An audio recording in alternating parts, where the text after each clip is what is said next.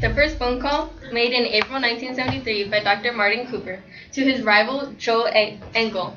Now, the first phone call, walking on the streets to his rival, bragging how he created the actual object that this guy had the idea of. So that's him right there, talking on the phone to his rival, rubbing it in his face that he invented it before, or he created it before he did. Now, cell phones are an everyday use. Now, but everybody doesn't know the effects that it may have on the body and to yourself. So I'm here to tell you the effects that I just recently discovered from this research that it has on your brain, your sleeping patterns, and your posture. Now, hidden behind their uses as technological devices, and cell phones are little gadgets made of minerals that have potential implications for our brains as well as other bodily functions. Now, first, I'm going to talk about how the cell phone can affect the brain. Next, I'll talk about how it may affect your sleeping patterns and your body posture. Now, what's inside your phone that these minerals are used for? Well, inside your phone is a circuit board with 3 minerals: cassiterite, wolframite, and coltan. Now, cassiterite is used to make tin. Wolframite is made to use tungsten, which is a very tough material that was used in World War II to create tanks. Now, coltan is used to make tantalum. Now, on August 22, 2012, the government added to the Dodd-Frank Consumer Protection Act Section 1502, making these minerals conflict minerals because of the way they are collected. Now, they're conflict minerals because they are mined by an armed group to fund violence, according to the Global Witness. Aside from having less ethical origins, a study conducted in New Zealand by Mary Redmayne, published in Global Access Science Source on March 12, 2013, shows teens are more likely to develop a brain tumor with their use of cell phones. Now, she collected 373 students and had them record their use of the cell phone, and showed that 90% of the 7th and 8th graders that use their cell phones use it half of the day, and most of the time it's close to their head or their body. Now, at this rate, she's concerned that the kids are more likely to develop brain tumors because having 900 megahertz of electromagnetic fields close to your brain can affect it. Now, Dr. Nora Volkan took this and conducted a different study with complete different people, and had them talk on the phone. One had the phone on and the other off. Now, as you can see, this is the one with the cell phone on, and this is the one with the cell phone off. Now, the phone is right here on the right side, and this shows the brain activity which is the red, is more active here than over here.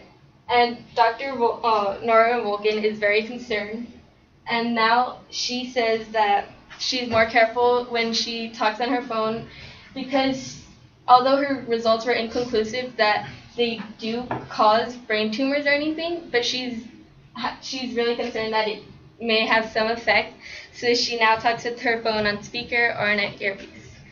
Now that I've talked to you about how it affects your brain, I'm going to talk about how it can affect your sleep. Now, Dr. Charles A. Salfler, professor of sleep at Harvard University, conducted a study March 22nd, 2012, that showed phones affect sleep.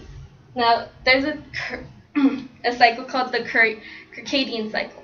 Now, this is a rhythmic biological cycle that your body goes throughout the day. So during the day, there's short wavelengths of blue light. As the day progresses, they become longer to red, as we know, light to dark, right? And our body associates these red lights with sleep, and the blue lights with becoming more alert and awake.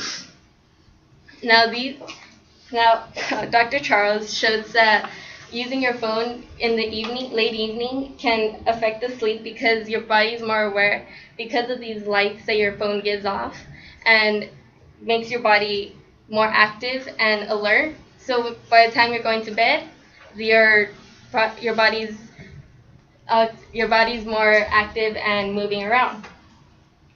Now, this chart shows that most people keep their phones by their bed. Now, 64.52% of people shows that they keep their phone by their bed, which affects their sleep because your phone notifications going off throughout the day causes the phone to light up, and even though you cannot see it because you're asleep, Dr.